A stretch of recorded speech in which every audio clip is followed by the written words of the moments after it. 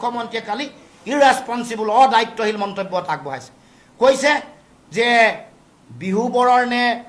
নেপালী খুঁটিৰ মানুহসকলে এই ব্যৱসায়ৰ লগত জড়িত হৈ থকাৰ কাৰণেই হেনো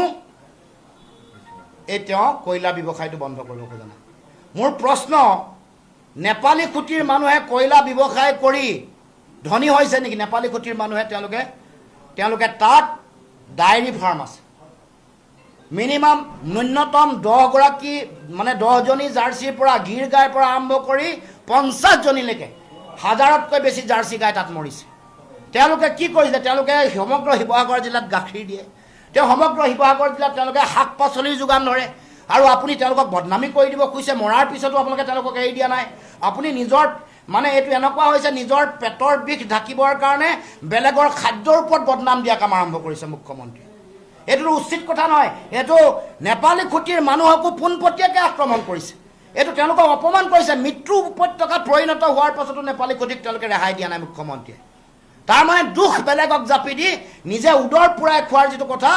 পাহাৰ ধ্বংস কৰাৰ কথা যিটো পাহাৰ ধ্বংস কৰি কয়লা সিন্ডিকেট কৰি হিলৰ সিন্ডিকেট কৰি কাঠৰ সেইফালে গ্ৰীণ প্লাই ইণ্ডাষ্ট্ৰী বহাই তেওঁলোকৰ লগত গোপন বুজাবুজি কৰি টকা সংগ্ৰহ কৰাৰ তেওঁলোকৰ যিটো অভিলাষ সেইটো পূৰণ কৰাৰ চিন্তা আপোনালোকে জানি আচৰিত হ'ব সেই অঞ্চলটোত বিহুবৰ অঞ্চলটোত যেতিয়া পূৰ্ণাংগ তাতে শিলৰ খনন চলি আছিলে তাত কিমান ক্ৰেচাৰ মেচিন আছিলে 138টাৰ পৰা 148টালৈকে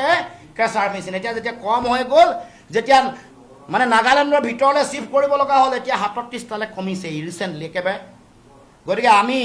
এইখিনি সেইকাৰণে আহ্বান জনাইছোঁ যে এইটো এটা অসমৰ ৰাইজে জানিব খুজিছে আমাৰ সকলোৰে জনাৰ অধিকাৰ আছে ইয়াৰ এই ভয়ংকৰ মানুহে সৃষ্টি কৰা এই ভয়ংকৰ বানপানীৰ উৎস আৰু কাৰণ কি অসমৰ মুখ্যমন্ত্ৰীয়ে জনাব লাগিব তালিবাজি কথাৰে আমাক ঠগিব নোৱাৰিব বেলেগৰ দুখ বেলেগক জাপি দি মূল কাৰণৰ পৰা পলাবলৈ অসমৰ মুখ্যমন্ত্ৰীয়ে নোৱাৰিব স্পষ্ট কথা সেইকাৰণে কৈছোঁ তাৎক্ষণিকভাৱে জনাব লাগে বৃহৎ নদী বান্ধ ওপৰত আছেনে নাই কয়লা খননৰ ফলত পাহাৰ তলত যিটো ৰাইজে অভিযোগ কৰিছে তলত মানে ধুন্দা হোৱাৰ কাৰণে তলত একেবাৰে হেৰি হৈ যোৱাৰ কাৰণে পাহাৰ 50 জেগাত 50 ঠাইতকৈ বেছি পাহাৰ খহিছে য'ত কয়লাৰ খনন হৈছে তাতো খহিছে য'ত কয়লাৰ খনন নাই হোৱা তাতো খহিছে তাৰ কাৰণে ইটোৰ লগত সিটো অঞ্চলৰ সম্পৰ্ক থাকে এটা প্লেট এটা বেল্টৰ ওপৰতে মাটি থাকে যেতিয়া ভাৰসাম্যতা হেৰুৱাই চাৰিফালে হেৰুৱাই এইটো স্বাভাৱিক কথা কয়লা বহন কৰিবৰ কাৰণে নৈৰ ওপৰত কাঠ পেলাই যেতিয়া তেওঁলোকে দলং বনাই লৈছে সেই দলং যেতিয়া হৈ যায় তেওঁলোকৰ কাম হৈ যায়